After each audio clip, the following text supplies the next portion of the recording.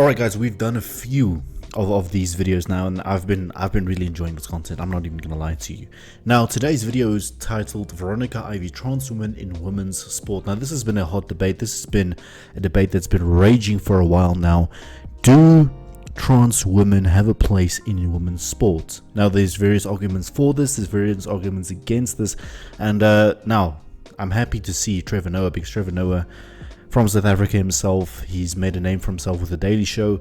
So I'm excited to react to this, I'm excited to check this out, and I'm excited to see what the opinions here are going to be. If you're new to the channel, welcome to Goals and Growth. My name is Estiana, and I help people become the best versions of themselves. Now, I have 3 free motivational ebooks for you to download in the description box should you be interested in that, and I also have a free GG Discord community for you to join. This is a great way you get to interact with me, you get to interact with like-minded people that are trying to build the best versions of themselves. So if you're interested in something like that, that Discord link is down below. It's completely free to join, and I'll be interacting with you on there on a daily basis, no matter where you are in the world. So ebooks free to download and the Discord community free to join. Let's check out today's video.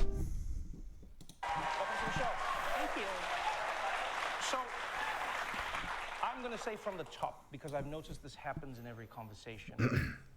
Every time you bring up trans rights, or if you have a discussion and you say trans, people tense up. I understand why.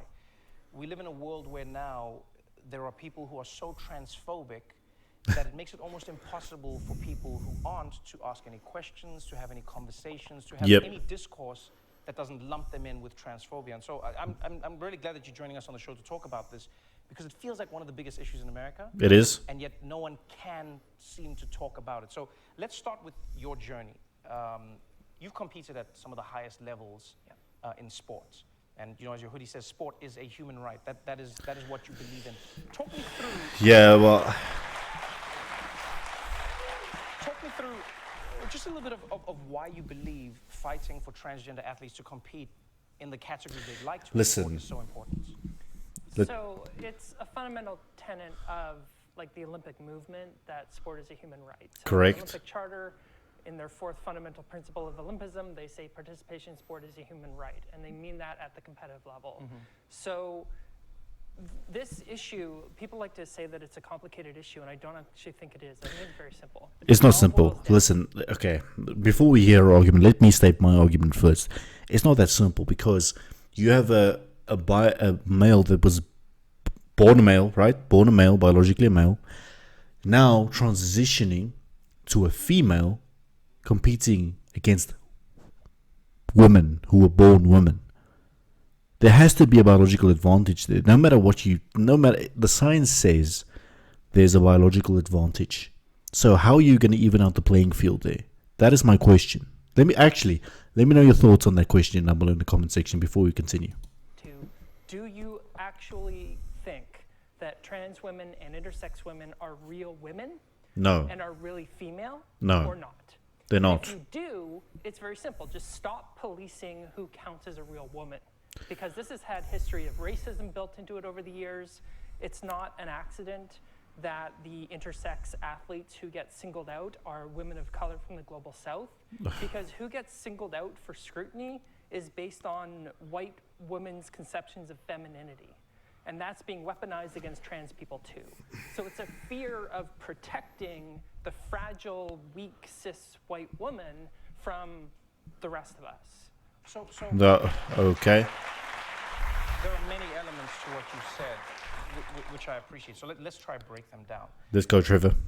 Tell him. One thing that confuses me personally is it seems like we have discussions about who should participate in which category. Yes. And how. You know, on the face of it, it seems simple, as you say. You know, if somebody identifies as a woman, if they're transgender, they can compete against women who are. But see, this is the problem. This is the problem. The hormone, the biology behind it is the problem. I mean, sure, if you transition and you want to identify as a woman, you do you. But when it comes to things like sport, competitive sports, it's still, I'm never going to be fully convinced that a trans woman does not have a biological advantage over people who were born women. I'm not convinced. I don't know about you, but I'm not convinced. born biologically, and then if not, then not. But then there are many who would argue who are not transphobes. There are many who born biologically women who will say, but you have an unnatural advantage over me. Correct, you do. And that makes the sport unfair. How do you respond to that? Yeah, there's lots of ways you can respond to that. So the first is the very language of you were born and I'm not biological somehow, like I don't think I'm a cyborg. So like this idea that like, oh, you're not a biological woman. Well, I am a woman, that's a fact. I am female, so all my identity records, No. my racing license, my medical records all say female, right? And I'm pretty sure I'm made of biological stuff, so I'm a biological female as well. No. Okay, well, let me... Question of, do trans women have an advantage over cis women? Yes, they do. We don't know. What do you mean you don't know? Of course you do. Of course, if you take a trans woman and you run a test on the testosterone levels, chances are they will be higher than for someone who was born a woman. I mean, come on, guys, are we really trying to argue against science here? This is what the world's come to. Have an advantage over cis women. Yes, they do. We don't know. Absolutely. In fact, there's basically no published research on this question.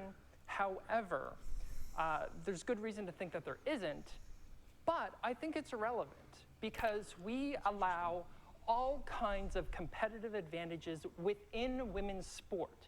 So one example I love to talk about is the 2016 Rio Olympic women's high jump final. Hello to our African energy community. We can't wait to welcome you to Solar and Storage Live.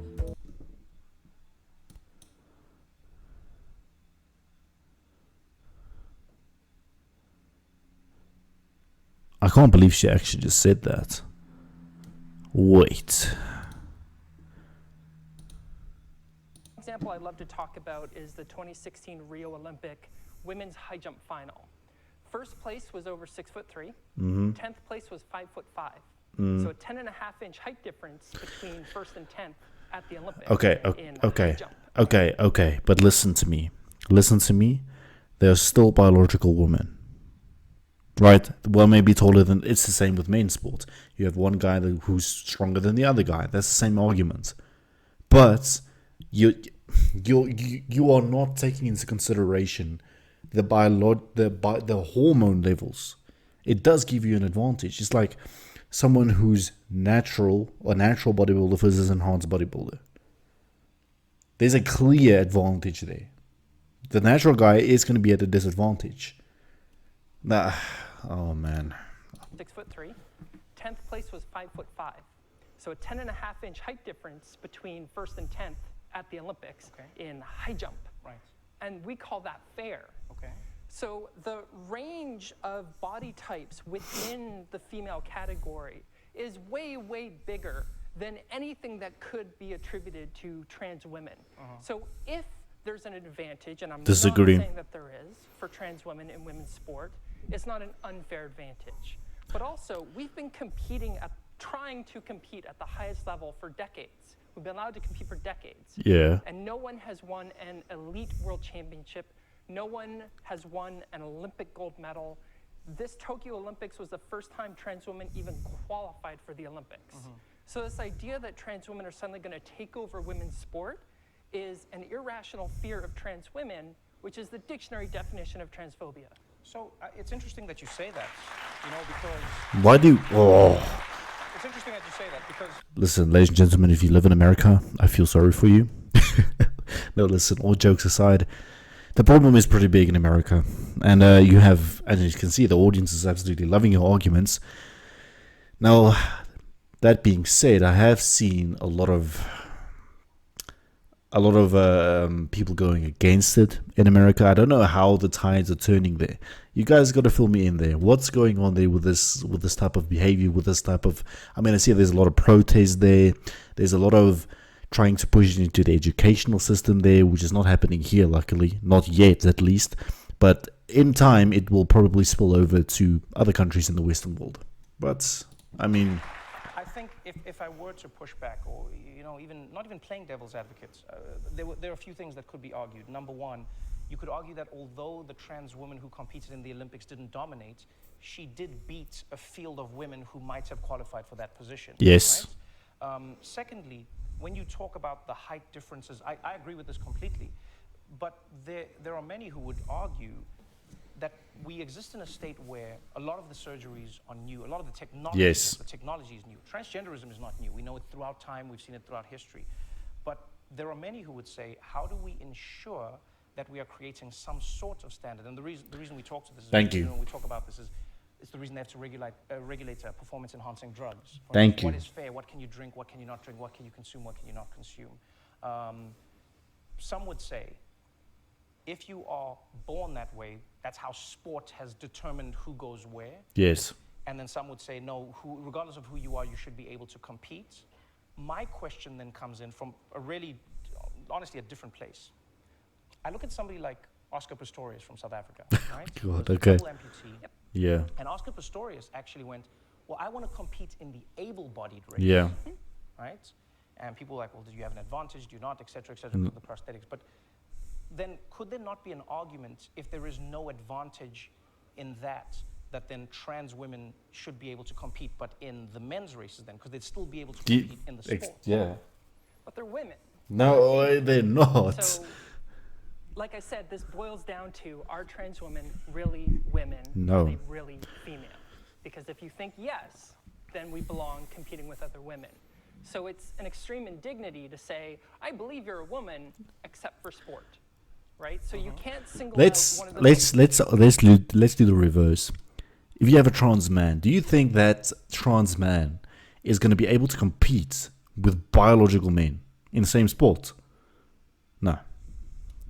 No, they might be able to compete, but they're certainly not going to get anywhere near the level of performance. It's just, I mean, you can't. Important facets of our society. We are obsessed with sport. Athletes are some of the most highly praised, highly paid people on the planet. Definitely. So you can't say that, like, I believe you and I support you, but not for this one really big thing that society really cares about. Right, and I'm saying I get confused by why we distill it down into just two things. I'll tell you why.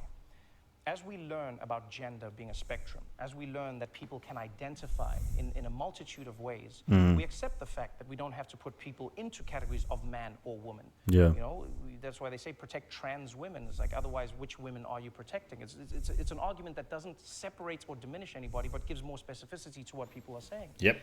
And so when we talk about these things, I sometimes get confused by why we're trying to force the people into two again, when we've been taught that there isn't a two, whereas a sport like, let's say boxing, for instance. In boxing, people fight across all weight categories. They don't just go men's boxing, women's boxing. They go, no, men, heavyweight, super heavyweight, and then they'll be like middleweight, bantamweight, flyweight, featherweight. There's like guys who weigh nothing punching each other. Yeah. And I mean this genuinely. I've always thought to myself, it's interesting how in boxing they went, well, we don't just want to see guys fighting. We want to see guys fighting at different weights. The UFC does the same thing. They go, you're going to fight in your weight class. Yeah. Which has... It seems crazy, how can you break it down, and yet it's worked. And so I wonder if you've ever considered, and I'm not saying it's your job, by the way, but if you've ever considered It kind a world... of literally is. Oh, then great. Have you ever considered a world where it becomes more specific then? You know, the same thing they did in the Paralympics. They had to find a way where they classified how a single amputee could run against somebody who's partially blind or a double amputee. Yeah. How do we grade that? So do you not think that we're limiting ourselves by saying men's sports, women's sports, when we now know that there's so many more genders? So I'm really going to dissatisfy you right now. Well, you don't know what I'm looking for, though, so you can't. I do. I know you're looking for something other than what I'm going to say, and that is a very important question and a very difficult question, but it's a separate question. The question we're talking about is, given how sport is currently structured, should we include trans women and intersex women in women's sport? And my answer to that is a clear yes. Mine is no. If you want to say, should we revisit how we structure all of sport, I would say, yeah, we should do that. But if why not make a trans category then? I mean, that is because you can't just accept trans women or women. That's a problem I got with you. I understand, and I'm not saying... right, okay. Ladies and gentlemen, we're going to end the video there, but like I said, this debate can go on forever and ever. There's many arguments for this. There's many. What do you think? Where should we restructure sport completely to include a transgender category, or should, as she says, transgender women be allowed into, well, transgender women be allowed into women's sport? So leave your thoughts down below in the comment section. Thank you so much for watching. I'll see you next time.